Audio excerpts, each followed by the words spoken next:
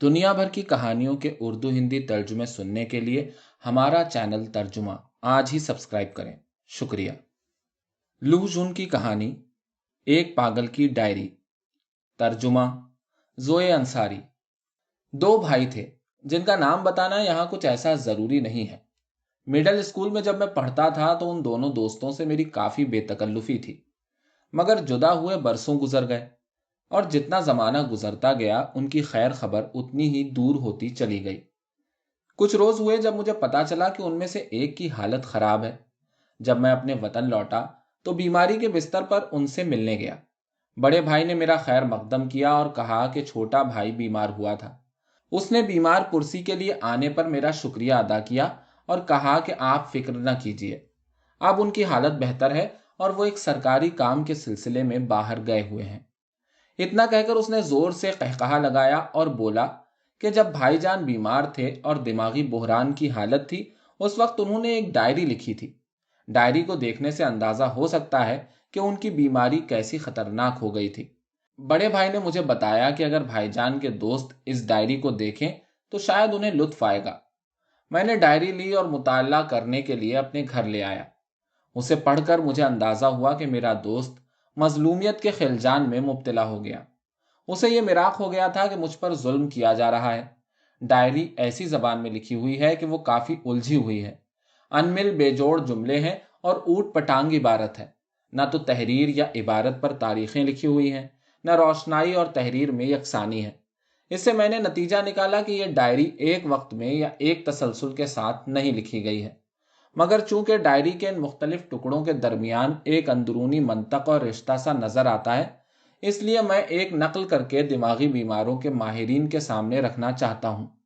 मैंने इस डायरी में लोगों के नाम तो जरूर बदले हैं, अगरचे मैं जानता हूं कि इन लोगों के नाम मेरे कस्बे के बाहर की दुनिया नहीं जानती, फिर भी नामों की तब्दीली मैंने कर दी। इसके सिवा सारी इबारत लफ्ज ब लफ्ज नकल की है और नामों की तब्दीली से इबारत में कोई खलल नहीं पड़ा है। उन्वान के मुतालिक अर्ज यह है कि खुद मेरे दोस्त ने यह उन्वान या नाम करार दिया था, उस वक्त जबकि वो सेहतयाब हो चुके थे। मैं नहीं समझता कि इस उन्वान या नाम को बदलने की कोई जरूरत रह जाती है। 2 अप्रैल जमहूरिया का 7वां साल 1918। आज शाम चांद बहुत रोशन है। 30 बरस हो गए कि मैंने उसको देखा ही न था।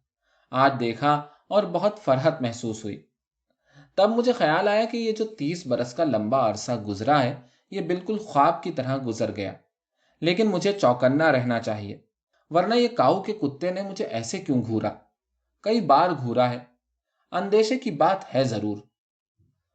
आज रात चांद गायब है। मैं समझता हूं कि कोई बुरी बात होने वाली है। आज सुबह जब मैं बाहर गया तो खूब होशियार और चौकन्ना था। बड़े काऊ के तेवर बदले हुए से थे। वो मुझसे घबराया हुआ मालूम होता था, जैसे वो मुझसे किसी बुरे सुलूक का बदला लेना चाहता हो। 6-7 और आदमी भी थे जो मेरे बारे में काना फूसी कर रहे थे। मेरी नजर पड़ने से वो फिक्रमंद और खौफजदा मालूम होते थे। सड़क पर सारे आदमियों की यही हालत थी। उनमें से एक आदमी तो खास तौर से बहुत ही बिफरा हुआ था। वो मेरी आंखों में आंखें डालकर जोर से हंस पड़ा और उसने दांत फाड़ दिए। उसे देखकर चोटी से एड़ी तक मेरा रुआं रुआं लरस गया।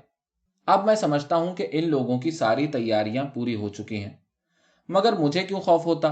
मैं सड़क पर चलता रहा। बच्चों का एक जमघटा था, वो भी मेरे बारे में बातें कर रहे थे। बड़े काऊ के से तेवर उन बच्चों के भी मालूम होते थे। उनके चेहरों पर भी तुरसी नजर आती थी। मैंने जी में सोचा कि आखिर इन बच्चों से मुझे या इनको मुझसे क्या बैर हो सकता है जो ये भी ऐसे हो गए। जोर से मेरी चीख निकली, बोलो, मुझे बताओ। सुनते ही बच्चे सर पर पैर रखकर भागे। फिर मैंने सोचा कि बड़े काऊ और मुझ में कौन सी दुश्मनी है आखिर, या सड़क पर चलते फिरते लोगों का मैंने क्या बिगाड़ा है? सिर्फ इतनी ही बात है ना कि 20 बरस हुए जब मैं एक दफा कोचियों के बिही खाते पर जूतों समेत चढ़ गया था और मिस्टर कोचियो को इससे परेशानी का सामना करना पड़ा था। बड़े काऊ की अगरचे कोचियों से जान पहचान भी नहीं है, मगर मालूम होता है कि उस तक भी यह खबर पहुंची होगी और वो इस तौहीन का बदला लेने पर तुला हुआ है। उसी शख्स ने सड़क पर चलते फिरते लोगों को मेरे खिलाफ खूब भरा है। मगर ये बच्चे, इनसे इस बात का क्या वास्ता? ये तो उस वक्त मां के पेट से भी नहीं निकले थे। یہ مجھے اس طرح آنکھیں پھاڑ کر کیوں دیکھتے ہیں، جیسے خوف زدہ ہو گئے ہوں، جیسے مجھ سے بدلہ لینا چاہتے ہوں؟ اس سے مجھے ہول آتا ہے، حیرت ہوتی ہے اور میرا دل بیٹھا جاتا ہے۔ اب سمجھا میں، ان بچوں کے والدین نے انہیں ایسا سکھایا پڑھایا ہوگا۔ رات کی نیند اڑ گئی ہے۔ آدمی کو کسی بات کے سمجھنے کے لیے اسے خوب کریت کریت کر دیکھنا بھالنا چاہیے۔ یہ لوگ کیا لوگ ہیں؟ بعضوں کو مجسٹریٹ نے عدالت کے کٹہرے میں ٹانگ دیا، بعض کو شریفوں کے تماچے کھانے پڑے، بعض ایسے ہیں کہ ان کی بیویوں کو 2 پیسے کے آدمی کی گالیاں سننی پڑیں، بعض کے والدین کی زندگی کا بوریا بستر مہاجنوں نے دنیا سے گول کرا دیا۔ یہ لوگ ساری مصیبتیں سہتے رہے، مگر جیسے خطرناک اور بکھرے ہوئے وہ کل نظر آ رہے تھے، ایسے تو کبھی نظر نہیں آئے تھے۔ نہ انہیں کبھی اتنا غصہ آیا تھا۔ سڑک پر کل جو وہ عورت چلی جا رہی تھی، وہ بڑی عجیب و غریب عورت تھی۔ اس نے اپنے بچے کے تماچا رسید کر دیا اور بولی، میں تجھے کچا چبا جاؤں گی، تب میرے کلیجے میں ٹھنڈک پڑے گی۔ مگر جب وہ یہ لفظ کہہ رہی تھی تو میری طرف دیکھتی جا رہی تھی۔ مجھ سے برداشت نہیں ہو سکا اور وہاں سے دوڑ لیا۔ اس پر وہ ترش چہروں والا ہجوم دانت پھاڑ کر ہنسنے لگا، پھر چن لاؤ وو آ گیا اور مجھے کھینچتا ہوا گھر لے گیا۔ وہ مجھے گھر لے گیا تو گھر میں جسے دیکھتا ہوں وہ بالکل اجنبی کا سا برتاؤ کرتا ہے۔ ان کے چہروں کی بھی وہی کیفیت تھی جو اور لوگوں کے چہروں پر برس رہی تھی۔ میں جیسے ہی مطالعے کے کمرے میں داخل ہوا، انہوں نے آگے سے دروازے پر قفل ٹھونک دیا، جیسے کسی مرغی یا بطخ کو ڈربے میں بند کر دیتے ہیں۔ یہ معاملہ ایسا ہے جس نے مجھے اور بھی زیادہ الجھاوے میں ڈال دیا ہے۔ کچھ دن ہوئے، بھیڑیا گاؤں کی رعایا یہ کہنے آئی تھی کہ ان کے ضلع میں قحط پڑ گیا ہے۔ انہوں نے میرے بھائی سے کہا کہ گاؤں والوں نے ایک بڑے بدماش کو مار ڈالا اور مارنے کے بعد کئی آدمی اس پر ٹوٹ پڑے۔ انہوں نے اس کا دل اور جگر نکال لیا، ان کا قیمہ کیا اور قیمہ خود کھایا تاکہ ہمت آئے۔ اتفاق سے عین گفتگو کے درمیان میں بھی داخل ہو گیا۔ میرے بھائی اور ان کے کسانوں نے مجھے بری نظر سے دیکھا۔ اب میرا خیال ہے کہ انہوں نے مجھے ویسے ہی دیکھا ہے جیسے سڑک کے لوگ دیکھا کرتے ہیں۔ جب میں اس بات پر غور کرتا ہوں تو چوٹی سے ایڑی تک سارا جسم لرز جاتا ہے۔ یہ لوگ اس شخص کے اعضائے رئیسہ کو ہڑپ کر گئے، بھلا یہ مجھے چھوڑیں گے؟ ذرا سوچو، اس عورت نے کیا کہا تھا، تجھے کچا چبا جاؤں۔ اب ذرا ان لفظوں کو ان ترش چہروں والے ہجوم کے قہقہوں سے ملا کر دیکھو جو منہ پھاڑے ہنس رہے تھے، اور پھر یہ گاؤں کی رعایا جو قصہ سنا رہی تھی۔ ان الفاظ میں کوئی بڑی حقیقت چھپی ہوئی ہے۔ ان کے لفظوں میں زہر بھرا ہوا ہے، قہقہے نہیں ہیں، خنجر ہیں۔ اور جب یہ لوگ سفید سفید چمکتے ہوئے دانت پھاڑتے ہیں تو صاف نظر آتا ہے کہ یہ آدمی نہیں بلکہ آدم خور دیو ہیں۔ اب میں جو غور کرتا ہوں تو میں کوئی بدماش یا برا آدمی نہیں ہوں، مگر ہاں، میں نے کوچیوں کے بہی کھاتے کو جوتوں سے کچلا تھا۔ اب کیا کہا جائے، کہنا مشکل ہے۔ ان لوگوں کے دماغ میں کچھ اور خیال گھسا ہوا ہے جس کا قیاس کرنا مشکل ہے۔ پھر ایک بات یہ بھی ہے کہ یہ لوگ کسی بات پر آپ سے بگڑ جائیں گے تو کہیں گے کہ آپ بڑے بدماش ہیں۔ مجھے یاد ہے کہ جب میرے بڑے بھائی نے مجھے مضمون لکھنا سکھایا تھا، اگرچہ لوگ کچھ ایسے برے نہیں تھے، مگر میں نے ان پر تنقید یا نکتہ چینی کر دی تو وہ میری نکتہ چینی پر پسندیدگی کا اظہار کیا کرتے تھے اور اپنی پسند خاص کا نشان ان جملوں پر لگا دیا کرتے تھے۔ اور اگر میں برے سے برے آدمی کو معاف کر دیا کرتا تو وہ کہتے تھے، تم دوسرے لوگوں سے کس قدر مختلف اور کتنے عجیب ہو۔ بھلا مجھے کیا معلوم ان لوگوں کے خیالات کیسے ہیں، خاص طور سے جب وہ کسی آدمی کو ہڑپ کرنے اور چبا جانے کی نیت لیے بیٹھے ہوں۔ ایک ایک بات کو سمجھنے سے پہلے اور رائے قائم کرنے سے پہلے خوب کریت کریت کر دیکھ لینا چاہیے۔ قدیم زمانوں سے لے کر آج تک یہ دستور رہا ہے کہ لوگوں کو خوراک بنایا گیا ہے۔ مجھے ایسا یاد پڑتا ہے مگر ذہن میں پوری طرح واضح نہیں ہے۔ میں نے تاریخ کی کتاب الٹی، اس سلسلے میں تاریخ سے حوالہ حاصل کرنا چاہا مگر کتاب میں تاریخوں کا پتہ ہی نہیں ہے۔ ہر صفحے پر کیڑے مکوڑوں کی طرح سے یہ اوصاف لکھے ہوئے تھے کہ خیرات، بخشش، راست بازی، اخلاق حسنہ اور پاکیزگی۔ میں کروٹوں پر کروٹیں لیتا رہا مگر نیند کا دور دور گزرنا تھا۔ آدھی رات تک کتاب کو میں نے بڑے غور سے الٹا پلٹا، تب کہیں جا کے میری نظر پڑی کہ ان الفاظ اور علامات کے درمیان یا بین السطور میں کیا لکھا ہے۔ وہاں صرف 2 الفاظ پوشیدہ تھے، انسان کو ہڑپ کرنا۔ کتاب میں لکھے ہوئے تمام الفاظ و عبارت اور وہ رعایا کسان جو بات کہہ گئے ہیں، وہ سب کے سب دانت پھاڑ کر اور آنکھیں گڑو کر مجھے ایسے دیکھتے ہیں کہ ان کی نظروں میں عجوبہ پن پایا جاتا ہے۔ میں بھی آخر ایک آدمی ہوں، ये आदम खोर मुझे हजम करने पर तुले हुए हैं। आज सुबह मैं बैठा हुआ था चुपचाप कि इतने में चिन लाओ वू के हाथ से खाना आ गया। खाने में एक तो तरकारियों का सालन था, दूसरे भाप में पकी हुई मछली। मछली की आंखें सफेद और सख्त थीं। मछली का दहाना ऐसे ही फटा हुआ था जैसे उस आदमखोर हुजूम के मुंह नजर आते थे। मैंने अभी दो चार ही लुकमे लिए होंगे कि मैं सोच में पड़ गया कि ये चीज जो हलक से फिसली है वो कोई मछली थी या आदमी। चुनांचे मुझे उस भरी हुई प्लेट से मतली होने लगी और मैंने उसे जमीन पर फेंक दिया। मैंने कहा, ए लाउवू, तुम जाके मेरे भाई से कह दो मेरा दम घुटा जा रहा है, मैं जरा बाग में टहलना चाहता हूं। लाउवू ने मेरी बात का कोई जवाब नहीं दिया। वो सीधा बाहर चल दिया। थोड़ी देर बाद वो वापस आया और उसने दरवाजा खोल दिया। मेरी समझ में नहीं आया कि ये लोग मेरे साथ क्या करने वाले हैं, लेकिन इतना जरूर समझ गया हूं कि वो अपना पंजा ढीला नहीं करेंगे। लाजमी बात है कि मेरे भाई साहब उस बूढ़े आदमी को बुलाकर लाए होंगे जो मेरी तरफ दबे पांव से बढ़ रहा था। वो इस बात से डरा हुआ था कि कहीं मैं उसकी आंखों में छुपी हुई वहशत से आगाह ना हो जाऊं। चुनांचे उसने अपनी आंखें जमीन पर बिछा ली थीं। उसने कनखियों से मुझे देखा। भाई साहब मुझसे कहने लगे, आप आज अच्छे खासे मालूम होते हैं, हाल बेहतर है? मैंने जवाब दिया, जी हाँ। भाई साहब ने बताया, हमने डॉक्टर हु को बुलाया है कि वो आज से आपका इलाज अपने हाथ में लें। मैंने जवाब दिया, बहुत अच्छा। क्या ये लोग समझते हैं कि मुझे ये भी खबर नहीं कि ये बूढ़ा आदमी जो आ रहा है दरअसल भेस बदला हुआ जल्लाद है? उसने नब्ज देखने के बहाने हाथ बढ़ाया, हालांकि उसकी नीयत मुझे भांप लेने की थी कि मैं अब जिबा किए जाने के काबिल मोटा ताज़ा हो गया हूं या नहीं। अगर मैं जिबा किया गया तो उसे भी अपने शानदार खिदमात के सिले में मेरे गोश्त का एक टुकड़ा मिल जाएगा। मगर मुझे बिल्कुल अंदेशा नहीं है। मैं अगरचे इन लोगों की तरह कोई आदमखोर नहीं हूं, फिर भी मेरी अहमियत इन आदमखोरों से कहीं ज्यादा बुलंद है। मैंने दोनों मुक्के तान लिए और तैयार हो गया कि देखूं अब ये क्या करता है। बड़े मियाँ सीधे हो गए, आंखें बंद करके चुपचाप बैठ गए और देर तक मेरी नब्ज देखते रहे। बहुत देर तक वो बिल्कुल खामोश रहे।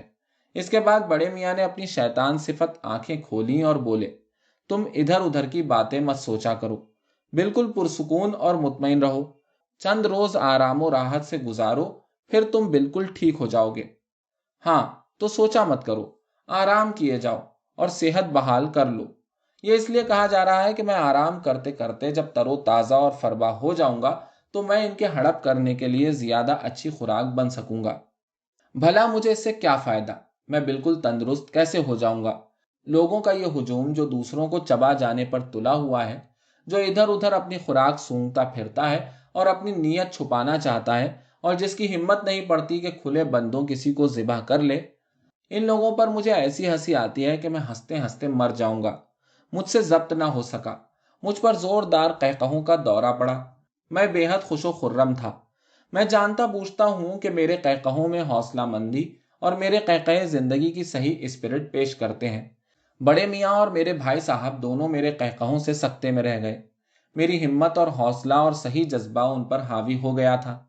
मगर ये मेरी हौसला मंदी है जो उन्हें इस बात पर और भी ज्यादा आमादा करेगी कि वो मुझे अपनी खुराक बना लें, ताकि मेरी हिम्मत और मेरा हौसला इन लोगों का जुज्वे बदन बन सके। बड़े मियाँ फौरन दरवाजा खोल कर बाहर निकल गए। मगर अभी वो दूर नहीं गए थे कि उन्होंने बहुत आहिस्ता से मेरे भाई से कहा, जल्दी ही की जाए। मेरे भाई ने इत्तेफाक करते हुए सर हिलाया। अच्छा, तो भाई साहब की यह मिली भगत है। अगरचे मेरी दरियाफ्त ऐसी है कि पहले से इसका वहमो गुमान भी ना हो सकता था, लेकिन मुझे कोई हैरत ना हुई। मेरा भाई और वो भी मुझे हजम कर जाने की साजिश में शरीक। आदम खोर दो और वो मेरा भाई हो। मैं एक आदम खोर का भाई हूं। अगर मुझे हजम भी कर लिया जाए मान लो, तो फिर भी मुझ पर यह इल्जाम रहेगा कि मैं एक आदम खोर शैतान का भाई था। मैंने गौर किया, फर्ज करो वो खर्राट जो मेरा इलाज करने आया था कोई भेस बदला हुआ जल्लाद नहीं बल्कि सचमुच एक डॉक्टर ही था। फिर भी वो आदम खोर तो जरूर होगा। वो किताबचा जो मौजूदा डॉक्टरों के पेशरो डॉक्टर ली शी चिन ने जड़ी बूटियों पर लिखा है, उसमें साफ तौर पर दर्ज है कि इंसान का गोश्त भून कर खाया जा सकता है। अब भी क्या वो इनकार कर सकता है कि वो आदमखोर नहीं है? जहां तक मेरे भाई का ताल्लुक है, मैं उन्हें बेसबब इल्जाम नहीं देता। जब वो मुझे पढ़ाया करते थे उस जमाने में उन्होंने एक बार खुद मुझसे कहा था कि आदमी रोटी के लिए अपनी औलाद दे सकता है, और एक बार किसी बदमाश का तस्करा करते हुए उन्होंने मुझसे कहा था, अच्छा हुआ कत्ल हो गया, उसके लिए यही बेहतर था, उसका गोश्त चबाया जाना चाहिए और उसकी खाल का कंबल बनना चाहिए, वो इसी काबिल था। मैं उस जमाने में बहुत कम उम्र था और मेरा दिल बहुत जोर से धड़कता रहा, और उस दिन जब भीड़िया गांव के किसानों ने आकर आदमी के ज़िबा होने और कल्बो जिगर चबाए जाने का किस्सा सुनाया है, तब भी उन्हें जरा इस्तिराब या ताज्जुब न हुआ। वो बराबर इस बात में सर हिलाते रहे। इससे साफ नतीजा निकलता है कि उनके ख्यालात पहले की तरह अब भी बेरहम और बेदर्दी के हैं। भला अगर तुम औलाद दे सकते हो रोटी के लिए, तो फिर क्या रह जाता है? तुम हर चीज दे सकते हो, तुम किसी को भी हजम कर सकते हो। पहले यह हुआ करता था कि जो कुछ वो कहते जाते थे मैं चुपचाप सुन लिया करता था, उनके किसी लेक्चर पर किसी बात पर ज्यादा बहस नहीं करता था। अब मैं समझ गया हूं कि उन दिनों जब वो मुझे पढ़ाया करते थे, इंसान की चर्बी तभी से उनके होठों पर लगी हुई थी और उनके दिल में आदमी को खुराक बनाने की तमन्ना भरी हुई थी। हर तरफ अंधेरा है, मालूम नहीं रात है या दिन। काऊ का कुत्ता फिर भौंके जा रहा है, शेर की गजबनाकी, खरगोश की इनकिसारी, लोमड़ी की मक्कारी।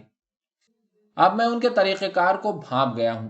ये लोग सीधे तरीके से मुझे ज़िबा करने वाले नहीं हैं, इनकी इतनी हिम्मत ही नहीं है। वो इसके अंजाम से डरते हैं, चुनाचे अब वो मिली भगत से काम ले रहे हैं। उन्होंने ऐसी साजिश रचाई है कि चारों तरफ से घेर कर खुद को कत्ल करने पर आमादा कर दिया जाए। कल जब सड़क पर मैंने लोगों के चेहरे पढ़े और उन्हें अपने भाई साहब के बर्ताव से जोड़कर देखा, तो मैं करीब करीब उन लोगों की साजिश को 90% भांप गया। जिस बात से ये सबसे ज्यादा खुश होंगे, ये है कि मैं अपनी कमर के चारों तरफ खिड़की का रस्सा कस लूं, उसे कड़ी से लटका दूं और लटक कर जान दे दूं। इस तरह दम घुटने से मेरा खात्मा भी हो जाएगा, इन लोगों पर कातिल होने का दाग भी नहीं लगेगा और इनकी दिली तमन्ना भी बर आएगी। ये मुसरत के शादियाने बजाएंगे। अगर यूं ना हुआ और मैं गमो खौफ के मारे मर गया, तो मैं दुबला हो चुका हूंगा। तब भी वो रजामंदी और पसंदीदगी का इजहार तो करेंगे ही। ये लोग मुर्दार गोश्त ही हजम कर सकते हैं। अच्छी बात है, देखूंगा। एक बार मैंने किसी दरिंदे का तस्करा कहीं पढ़ा था, जिसका नाम था चीता। उसकी आंखें और पूरा चेहरा ऐसा खौफनाक होता है कि उसकी ताब लाना मुश्किल है। चीता अमूमन मुर्दार गोश्त खाता है और बड़ी से बड़ी हड्डी को भी चबाकर रेजा रेजा कर देता है और फिर उन्हें निगल जाता है। उसका ख्याल करने से भी मेरी रूह लरसती है। चीते और भेड़िए में कराबतदारी है, भेड़िए से कुत्ते का नस्ली ताल्लुक है। कल काऊ का कुत्ता मुझे बार बार घूर कर देख रहा था। हो सकता है कि उसके दिमाग में भी वही ख्याल घुसा हुआ हो, वो भी इस साजिश में शरीक मालूम होता है। अपना हिस्सा उसे भी मिलेगा। अगरचे उस खर्राट डॉक्टर ने अपनी आंखें फर्श पर बिछा रखी थीं, लेकिन मैं भला इस बात से कब धोखा खा सकता हूं। सबसे ज्यादा काबिले रहम हालत मेरे भाई की है। बहरहाल वो भी इंसान है, उसे खौफ क्यों नहीं आता? वो उन लोगों के साथ मुझे हजम करने की साजिश में क्यों शरीक हो गया? क्या वो इस आदमखोरी की आदत में इतना पुख्ता हो गया है कि अब उसे यह हरकत बुरी नहीं मालूम होती, या वो अपने जमीर के खिलाफ अमल कर रहा है और उस जुर्म से आगाह है जो उसके हाथों अमल पजीर होगा? तुमसे लेकर हर एक आदमखोर देव पर मैं लानत भेजता हूं। तुमसे लेकर हर एक आदमखोर देव को मैं सिरे से बदल डालूंगा। अब ये तमाम ख्यालात उनके सामने वाज़ेह हो जाने चाहिए। एकदम कोई नौजवान मेरे पास आया। ज्यादा से ज्यादा उसकी उम्र 20 की होगी। मुझे उसका चेहरा साफ नजर नहीं आया, मगर वो मुस्कुरा रहा था। मुझे देखकर उसने सर हिलाया। उसकी मुस्कुराहट में सच्चाई और असलियत नहीं थी। मैंने उससे पूछा, यह बताओ, आदमखोरी जायज है क्या?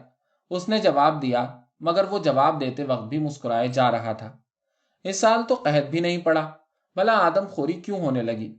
मैं फौरन समझ गया कि हो ना हो यह आदमी भी साजिश में शरीक है, वो भी आदमखोरी पसंद करता है। अब मेरी हिम्मत 100 गुना बढ़ गई। मैंने फिर इसी बात पर जोर दिया, मैं पूछता हूं, क्या यह जायज है? वो बोला, ऐसे सवालात करने से क्या हासिल? आप जानते हैं मजाक कैसे करना चाहिए। मौसम आज बहुत उम्दा है। मौसम अच्छा है तो हुआ करे, चांद रोशन है तो हो, मगर मैं तुमसे क्या पूछ रहा हूं, क्या यह जायज है?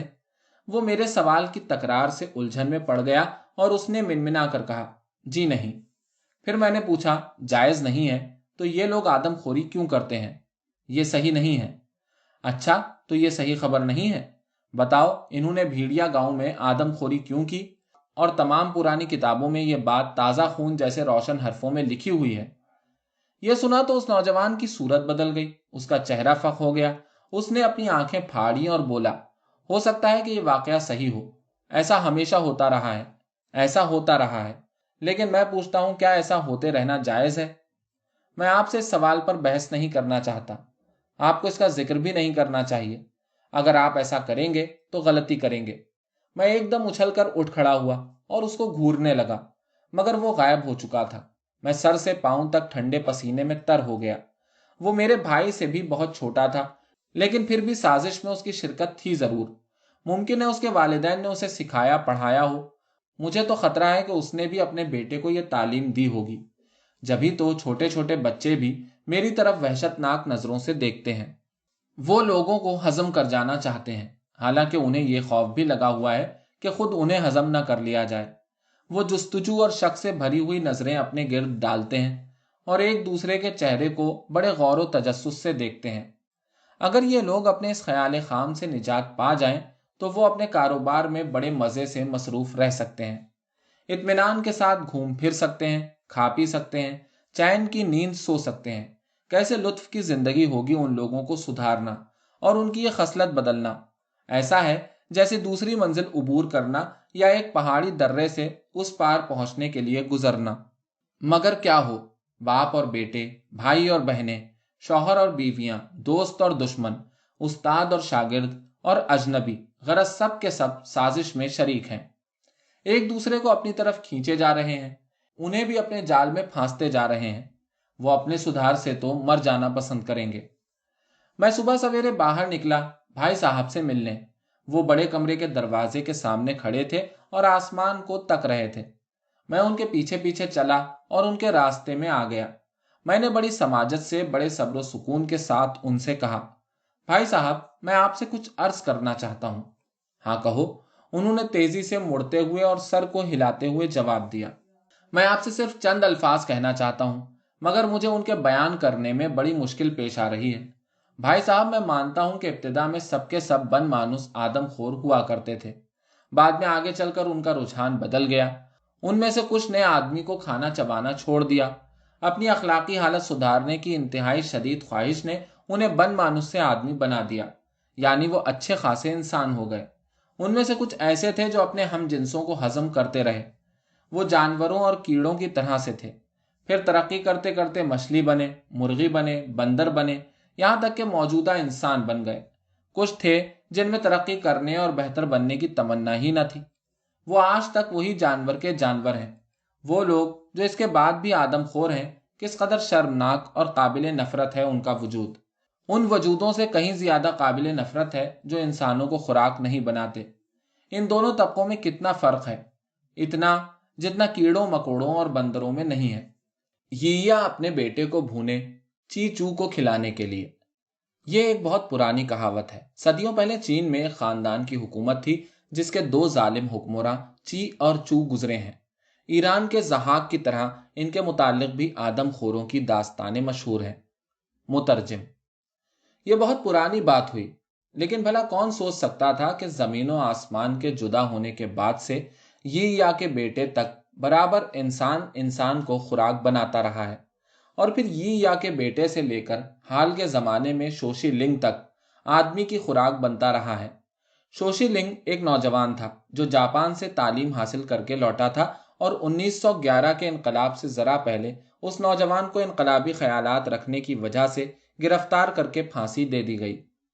और फिर उसके बाद अब यह भीड़िया गांव का वाकया सामने है, जहां एक आदमी को पकड़ लिया गया। पिछले साल जब आम तौर से फांसियां दी जा रही थीं, एक मतकूक आदमी ने रोटी का टुकड़ा लेकर उस मुजरिम के खून में तर किया जिसका सर तन से जुदा किया जा चुका था। खून में तर करने के बाद उसने रोटी चाट ली। उसे उम्मीद थी कि इसी से मेरे दुख का इलाज हो जाएगा। अगर सब के सब लोग आदमखोरी पर तुले हुए हैं तो मेरे भाई आप उन्हें रोक नहीं सकते। मगर मैं पूछता हूं, आप खुद इस साजिश में क्यों शरीक हुए? इन जैसे आदमखोर देव तो कहीं भी नहीं थम सकते। वो मुझे भी हजम कर जाएंगे। वो आपको भी खुराक बना सकते हैं और इसी साजिश में मुमकिन है वो एक दूसरे को ही खा जाएं। मगर हाँ, एक सूरत है, अगर इनका रुख बदल दिया जाए, अगर इनकी इस्लाह हो जाए, तो हर शख्स सुकून और शांति महसूस करेगा। अगरचे सूरत हाल यह है, फिर भी मैं और आप एक दूसरे से खुलूस व मोहब्बत बरत सकते हैं। भाई साहब, इन लोगों को धुतकार दीजिए, इन्हें डांट दीजिए, इनसे साफ कह दीजिए कि आप इनकी साजिश में शरीक नहीं होंगे। मुझे यकीन है कि आप सख्ती के साथ इन लोगों से कह सकते हैं नहीं, क्योंकि उस रोज जब किसान अपना लगान कम कराने आपके पास आए थे तो आपने कहा था नहीं। जब मैंने भाई साहब से ये बात कही तो वो पहले तो सर्द मेहरी के साथ मुस्कुराते रहे, लेकिन जरा देर में उनके चेहरे पर वहशत के आसार तारी होने लगे और साजिश के पीछे छुपी हुई नीयतों का नकाब उल्टा गया तो उनका चेहरा कतई तौर से तुर्श और रूखा हो चुका था। लोगों का एक हुजूम सामने वाले दरवाजे के बाहर खड़ा हुआ था। बड़ा काऊ और उसका कुत्ता, ये दोनों उस हुजूम में मौजूद थे। ये सब लोग अपनी गर्दनें फुलाए हुए आगे की तरफ झुके हुए थे। बास चेहरों को मैं पहचान ना सका। वो बज़ाहिर ऐसे मालूम होते थे जैसे उन पर नकाब पड़ा हुआ है। उनके अलावा ऐसे चेहरे भी थे जो भिन्नाए हुए थे। उनके दांत निकले पड़ते थे क्योंकि वो दांतों से अपने होंठ काट रहे थे ताकि मुस्कुराहट की पर्दापोशी कर सके। मैंने उन सब को समझ लिया कि साजिश में शरीक हैं।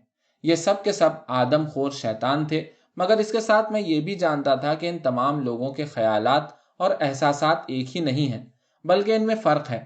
इनमें से बाज़ों का ख्याल था कि हमेशा से ऐसा होता चला आया है, आदमखोरी में कोई बुराई नहीं। बाज़ ऐसे थे जो आदमखोरी को नाजायज़ और बुरा समझते थे, मगर खुद ही इस आदत के शिकार थे। वो इस बात से डरते थे कि कहीं इस बात का पर्दा चाक ना हो जाए। चुनांचे मैंने जो कुछ उनसे कहा वो उस पर बहुत बिगड़े और मुझ पर आवाजें कसने लगे। इस पर मेरे भाई साहब को भी गुस्सा आया। वो जोर से चिल्लाए और लोगों को डांटा, चलो भागो यहां से, किसी पागल आदमी का अच्छा खासा तमाशा बना रखा है। तब मेरी समझ में आया कि अच्छा, इनका एक तरीका और भी है। सिर्फ यही नहीं कि ये लोग अपना सुधार करने पर आमादा नहीं है, बल्कि सारी तैयारियां मुकम्मल कर चुके हैं।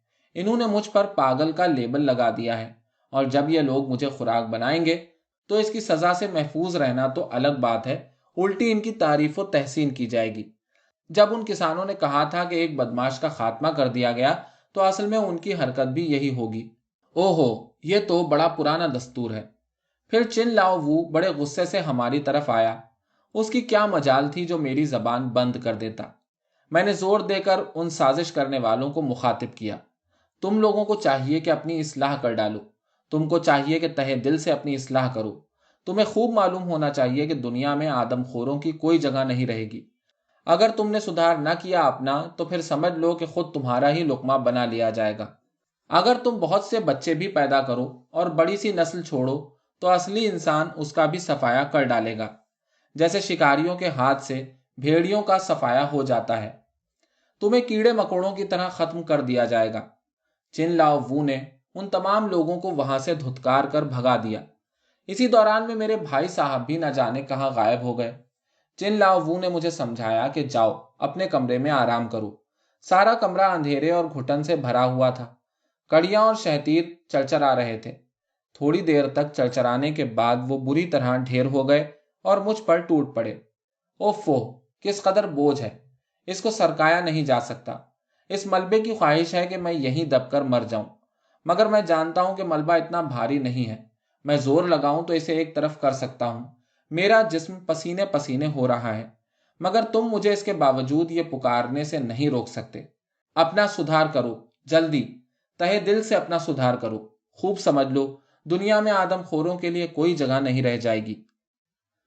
सूरज नहीं चमकता, दरवाजा कभी नहीं खुलता, दिन में 2 बार खाना आ जाता है। खाने के चमचों को संभालते हुए मुझे अपने भाई का ख्याल आया और मैंने सोचा कि मेरी बहन की मौत का असल सबब खुद यही शख्स था। उस वक्त मेरी बहन की उम्र 5 बरस होगी। वो कैसी प्यारी और काबिल रहम बच्ची थी। मैं अब भी उसका चेहरा देख सकता हूं। माँ ने जोर जोर से चिल्लाना दहाड़ना शुरू कर दिया। ये मेरा भाई माँ को रोक रहा था और समझा रहा था कि रो मत। शायद माँ के रोने से उस शख्स का जमीर बेचैन होता होगा, क्योंकि उसी ने मेरी बहन को हजम किया था। अगर उसके जमीर ने उसे बेचैन किया तो। मेरी बहन को यह भाई निगल गया। کیا خبر ماں کو بھی یہ راز معلوم ہو یا نہیں؟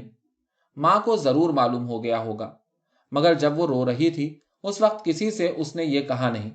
شاید اس نے بھی یہ سوچا ہوگا کہ ٹھیک ہی ہے۔